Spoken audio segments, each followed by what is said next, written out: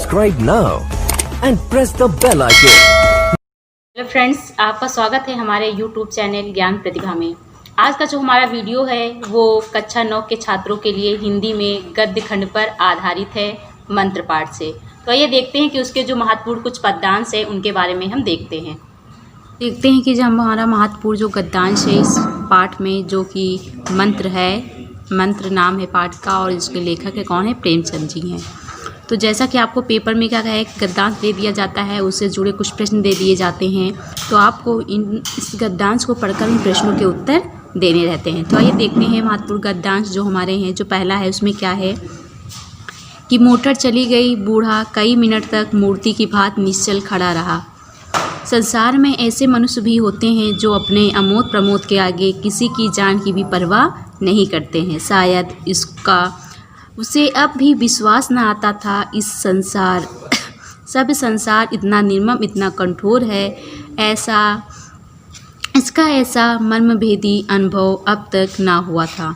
वह उन पुराने ज़माने के जीवों में था जो लगी हुई आग को बुझाने, मुर्दे को कंधा देने, किसी के छप्पर को उठाने और किसी कलह को शांत करने के लिए सदैव तैयार रहते थे। जब तक बूढ़े को मोटर दिखाई दी, वह खड़ा टकटकी लगाए उस ओर ताकता रहा। तो ये तो हमारा गद्यांश हो गया। अब देखते हैं कि इससे जुड़े जो हमारे प्रश्न हैं उसमें पहला प्रश्न क्या पूछा गया है। तो उसमें पहला प्रश्न पूछा गया है कि प्रस्तुत गद्यांश के पाठ व लेखक का नाम लिखिए। तो हमारा जो ये प्रस्तुत गद्यांश है उसके पाठ का नाम मंत्र है और लेखक का नाम है प्रेमचंद जी। तो हम ऐसे भी लिख सकते हैं कि प्रस्तुत गद्यांश हमारी पाठ पुस्तक हिंदी गद्य खंड में संकलित मंत्र नामक पाठ पर आधारित है, जिसके लेखक कौन है, प्रेमचंद हैं। कौन है, प्रेमचंद हैं। और पाठ का नाम क्या है, मंत्र। पाठ का नाम क्या है, मंत्र है। अगला जो हमारा प्रश्न है वो है रेखांकित अंश की व्याख्या कीजिए। जो हमारे ये रेखांकित लाइन, ये जो लाइन खींची गई है, हमको सिर्फ इतने की व्याख्या करनी है, लेकिन हम आपको पूरे गद्यांश की व्याख्या करके बताएंगे जिससे छात्रों को किसी प्रकार की परेशानी ना हो। तो आइए देखते हैं गद्यांश में क्या कहा गया है। कहा गया है मोटर चली गई, बूढ़ा कई मिनटों तक मूर्ति की भांति निश्चल खड़ा रहा। कहने का तात्पर्य है कि आपने जब ये पाठ पढ़ा होगा तो उसमें ये होता है कि वो जो बूढ़ा होता है जब उसका बेटा मर रहा होता है तो अपने बेटे को लेकर जाता है, और जो वो डॉक्टर जो चड्ढा होते हैं वो अपनी मोटर में बैठकर मनोरंजन के लिए चले जाते हैं, उसको उसके बेटे को नहीं देखते हैं। तो यहाँ पर कहा गया कि मोटर चली गई, अर्थात जो चड्ढा होते हैं वो मोटर में बैठकर चले जाते हैं, लेकिन जो बूढ़ा होता है वो कई मिनटों तक मूर्ति की भांति निश्चल खड़ा रहा। अर्थात वह कई मिनटों तक वहीं पर एक मूर्ति की भांति खड़ा रहता है। संसार में ऐसे मनुष्य भी होते हैं जो अपने अमोद प्रमोद के आगे किसी की जान की परवाह नहीं करते। कहते हैं तो वह सोचता है कि संसार में ऐसे भी मनुष्य, मतलब ये जो संसार है इसमें इस प्रकार के मनुष्य भी रहते हैं जो अपने अमोद प्रमोद, मतलब अपने मनोरंजन के आगे, अपनी खुशी के आगे किसी की भी जान की परवाह नहीं करते। अर्थात उनको फर्क नहीं पड़ता है कि कोई जिए या मरे। शायद इसका उसे अब भी विश्वास नहीं आता था, मतलब उसे इस बात का विश्वास नहीं हो रहा था कि संसार में ऐसे मनुष्य भी हो सकते हैं जो अपने मनोरंजन के आगे, अपने खुशी के आगे किसी की भी जान की परवाह नहीं करते। अर्थात कोई जिए या मरे उसे परवाह नहीं होती है। सब संसार इतना निर्मम, इतना कठोर है, इसका ऐसा मर्मभेदी अनुभव अब तक ना हुआ था। उसका मतलब मानते थे कि यह जो संसार है या जो सब संसार है उसके अनुरूप वह इतना निर्मम, इतना कठोर है कि उसका जो अनुभव है उसे अब तक, मनभेदी जो अनुभव है उसे अब तक ना हुआ था। तो उसे इस चीज़ का अनुभव नहीं हुआ था। फिर वो कहता है कि वह उन पुराने ज़माने के जीवों में था जो लगी हुई आग को बुझाने, मुर्दे को कंधा देने, किसी के छप्पर को उठाने और किसी कलह को शांत करने के लिए सदैव तैयार रहते थे। कहने का तात्पर्य है कि वो जो बूढ़ा व्यक्ति था वो कहता है कि वह उन ज़माने के लोगों में था। पहले क्या था कि लोग जो हैं अगर किसी के घर में आग लग जाती थी तो तुरंत दौड़ पड़ते थे, या कोई व्यक्ति मर जाता था तो उसमें उसके दुख में शामिल होने के लिए चले जाते थे, या किसी का छप्पर, गांव वगैरह में छप्पर छाए रहते उसको उठाना रहता था, या किसी घर में लड़ाई रहती थी तो उसको शांत करने के लिए हमेशा तैयार रहते थे। तो कहते हैं लेकिन आज का ज़माना जो है बहुत चीज़ें, लोग बहुत ही स्वार्थी और मतलबी हो गए हैं। बहुत ही सब मनुष्य ही ऐसे इस ज़माने में मिलेंगे जो ऐसा करने के लिए तैयार रहते हैं।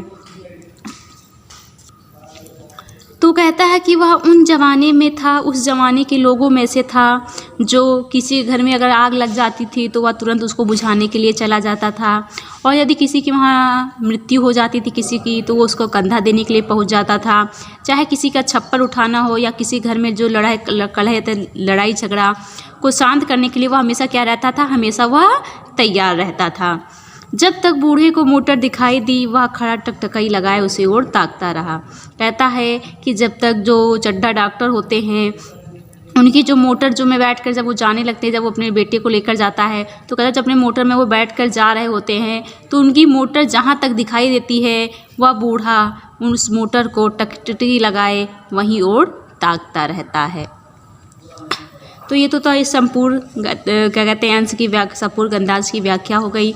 इससे जुड़े हुए जो हमारा जो अगला प्रश्न है उसमें पूछा गया है पुराने ज़माने के जीवों का व्यवहार कैसा था। क्या कहा गया है, पुराने ज़माने के जीवों का व्यवहार कैसा था। तो देखिए यहाँ पर पढ़ा है आपने कि वह उन पुराने ज़माने के जीवों में था जो लगी हुई आग को बुझाने, मुर्दे को कंधा देने, किसी के छप्पर को उठाने और किसी कलह को शांत करने के लिए सदैव तैयार रहता था। तो आप ऐसे भी लिख सकते हैं कि पुराने ज़माने के जीवों का व्यवहार बहुत ही अच्छा था क्योंकि वे उन लोगों में थे जो लगी हुई आग को बुझाने, मुर्दों को कंधा देने, किसी को छप्पर उठाने और किसी कलह को शांत करने के लिए हमेशा तैयार रहते थे।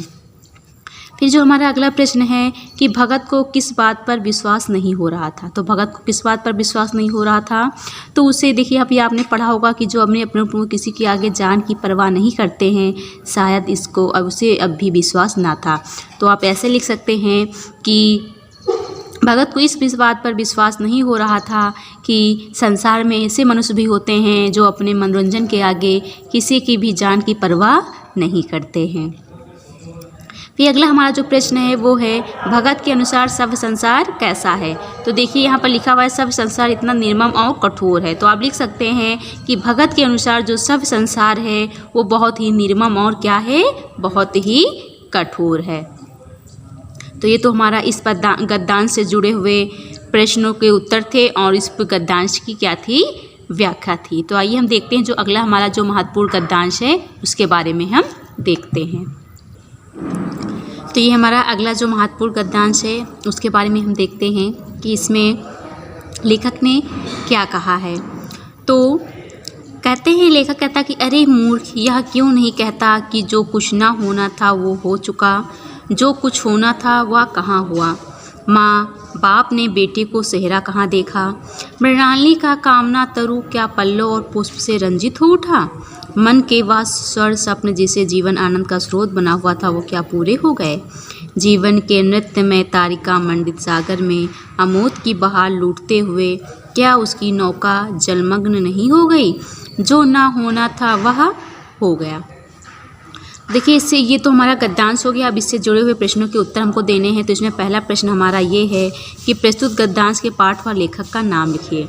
तो प्रस्तुत गद्यांश के पाठ और लेखक का नाम क्या है, कि जो प्रस्तुत गद्यांश है वो हमारा इसके पाठ का नाम मंत्र है और जो लेखक हैं कौन है, प्रेमचंद जी हैं। तो आप लिख सकते हैं कि प्रस्तुत गद्यांश या प्रस्तुत हमारी पाठ्य पुस्तक हिंदी गद्य खंड में संकलित मंत्र नामक पाठ पर आधारित है जिसके लेखक कौन हैं, प्रेमचंद्र जी हैं। अगला प्रश्न देखते हैं। जो अगला प्रश्न है हमारा वो है रेखांकित अंशों की व्याख्या कीजिए। क्या है, रेखांकित अंशों की व्याख्या कीजिए। तो इसमें ये है जो यहाँ पर रेखांकित अंश है उसकी व्याख्या करनी है, लेकिन हम आपको पूरे गद्यांश की व्याख्या करके बताते हैं। तो कहा गया अरे मूर्ख, यह क्यों नहीं कहता कि जो कुछ ना होना था वो हो चुका। तो इसमें लेखक कहता है कि अरे मूर्ख, अर्थात यह क्यों नहीं कहता जो ना होना था वो हो चुका, जो कुछ होना था वो कहाँ हुआ। वो कहता है मतलब जो नहीं होना चाहिए था वो हो गया और जो होना था वो नहीं हुआ। अर्थात इसमें क्या होता है कि डॉक्टर जो चड्ढा होते हैं उनके बेटे को सांप काट खाता है तो उसकी क्या हो जाती है, इसमें पहले तो दिखाते हैं कि उसकी क्या होती है, सांप काटने से उसकी क्या होती है, मृत्यु हो जाती है। तो उसमें उस समय की बात है जब लेखक कहता है कि जो नहीं होना चाहिए था वो हो जाता है और जो होना था वो नहीं हुआ। मतलब कहाँ हुआ। माँ बाप ने बेटे का सेहरा कहाँ देखा, मतलब जो माँ बाप थे उसने अपने पुत्र से संबंधित सभी खुशियाँ जो हैं वो खो दी। अर्थात जो उन्होंने अपने बेटे के चेहरे पर जो बंधा सेहरा था वो नहीं देखा, अर्थात उन्होंने अपने बेटे से संबंधित जितनी खुशियाँ थी उन्होंने उसके साथ खो दी। मृणालिनी का कामना तरु क्या पल्लव और पुष्प से रंजित हो उठा? मन के वह स्वर्ण स्वप्न जिससे जीवन आनंद का स्रोत बना हुआ था, क्या पूरे हो गए? कहने का तात्पर्य कि लेखक कहता है कि मृणालिनी की समस्त इच्छाएं पूरे हुए बिना ही समाप्त हो गईं। वह अभी केवल 20 वर्ष का था। जीवन का विशाल सागर अभी उसके सामने था, जिसमें खुशियों की लहरें जो हैं उठ रही थी। उन लहरों पर झिलमिलाते तारों अर्थात मन की अभिलाषाओं का प्रकाश पड़ रहा था। उनके प्रकाश को देखकर ऐसा लग रहा था जैसे अनगिनत तारे आनंदमय होकर जल के ऊपर क्या कर रहे हों, नृत्य कर रहे हों। कहने का तात्पर्य कि यहाँ पर कहा गया है कि जो मृणालिनी की जो कामना तरु थी, जो उसके सपने थे, वो पहले क्या थे, वो पुष्प से रंजित हो उठे थे। और उसके जो मन के मृणालिनी की जो समस्त इच्छाएं हुई थी वो क्या हुई हैं, जीवन का जो उसका आनंद था वो क्या था, वो उसी के ऊपर स्रोत बना हुआ था। क्योंकि जो डॉक्टर चड्ढा का जो बेटा होता है, मृणालिनी जो क्या होती हैं, इसमें दिखाया गया है कि उस एक दूसरे से क्या होते हैं, प्रेम करते होते हैं। तो वो उसके साथ अपने भावी जीवन के बहुत से सपने देखती रहती है। तो क्या होता है, क्या जो उसके जो स्वप्न होते हैं, वो जो इच्छाएं होती हैं, वो सब पूरी क्या होती हैं, बिना पूरी हुए हुई समाप्त हो जाती हैं। जीवन के नृत्य में तारिका के वह स्वर्ण स्वप्न जिसे जीवन आनंद का स्रोत बना हुआ था, क्या पूरे हो गए? कहने का मतलब है जो उसने स्वप्न देखे थे, जो उसके जीवन का आनंद का स्रोत बना हुआ था, क्या वो पूरे हो गए थे? जीवन की नृत्य में तारिका मंडित सागर में अनोद प्रमोद की बहार लूटते, क्या उसकी नौका जलमग्न नहीं हो गई थी? कहने का तात्पर्य यहीं पर है कि जीवन का जो विशाल सागर अभी उसके सामने था, जिसमें खुशियों की जो लहरें उठ रही थी, अमोद मतलब जो खुशियों की लहरें जो उठ रही थी, उन लहरों पर झिलमिलाते तारों अर्थात जो मन की अभिलाषाओं का जो प्रकाश पड़ रहा था, उन्हें देखकर ऐसा लग रहा था कि जैसे अनगिनत तारे आनंदमय होकर जल के ऊपर क्या कर रहे हों, नृत्य कर रहे हों। और उस आनंद सागर में जो नौका विहार करता हुआ अचानक अपनी जो है नैया जीवन को सागर में क्या बैठा, डूबो बैठा। मतलब इसमें डॉक्टर चड्ढा के बेटे की बात की गई है कि कैलाश जो है, उसका नाम कैलाश होता है, उस आनंद सागर में नौका विहार करता हुआ अपनी जो है नौका विहार करता हुआ अपनी जो नैया जीवन है वो सागर में क्या कर बैठा, डूबो बैठा। जो ना होना था वो गया, अर्थात जो नहीं होना था, अर्थात उसको जो है नहीं मरना चाहिए था, वो क्या हो जाता है, मर जाता है। अर्थात यहाँ पर कैलाश के बारे में बात की गई है, उससे जुड़े जो उसके माता पिता होते हैं, जो मृणालिनी होती है, उसके बारे में बताया गया है। तो ये तो हो गई संपूर्ण गद्यांश की व्याख्या। इसके आगे देखते जो अगला प्रश्न है हमारा, उसमें कहा गया है कि माँ बाप ने क्या नहीं देखा।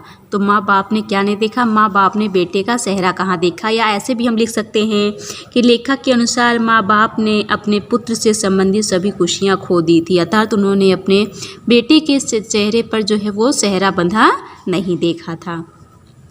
अगला जो हमारा प्रश्न है, नौका जलमग्न होने का क्या अर्थ है। तो यहाँ पर नौका जलमग्न होने का अर्थ है कि जो अपनी जो है नैया जीवन को सागर में डुबा देना, अर्थात जो उसकी जो जीवन लीला थी वो समाप्त हो गई थी। तो यहाँ पर कहने का तात्पर्य कि यहाँ पर कहा गया है कि नृत्यमय तारिका मंडित में बहार लूटते हुए उसकी नौका जो है जलमग्न हो गई, अर्थात जो उसकी जीवन रूपी जो नैया थी वो क्या हो गई, समुद्र में डूब गई।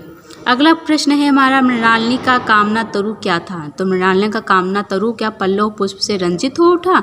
मन के वह सर्प जिसने जीवन का आनंद स्वरूप क्या वो पूरे हो गए। कहने का तात्पर्य है कि जो मृणालिनी की जो समस्त इच्छाएं थी वो क्या थी, जो उनकी खुशियाँ थी, उसने अपने विवाह व भावी जीवन से संबंधित जो सभी सपने देखे थे वो क्या हो गए, उसके खो गए। तो उसकी जो कामना तरु थी वो यही थी कि वो अपने विवाह व भावी जीवन के संबंधित जो है अपने सपने देख रही थी, किसके साथ, कैलाश के साथ। तो ये गद्यांश हो गया, उससे जुड़े हुए ये प्रश्न हो गए हैं। तो ये कुछ महत्वपूर्ण गद्यांश थे जो हमने आपको पढ़ाएं। इसके आगे के जो कुछ महत्वपूर्ण गद्यांश रह गए हैं हम वो आपको अगले वीडियो में पढ़ाएंगे।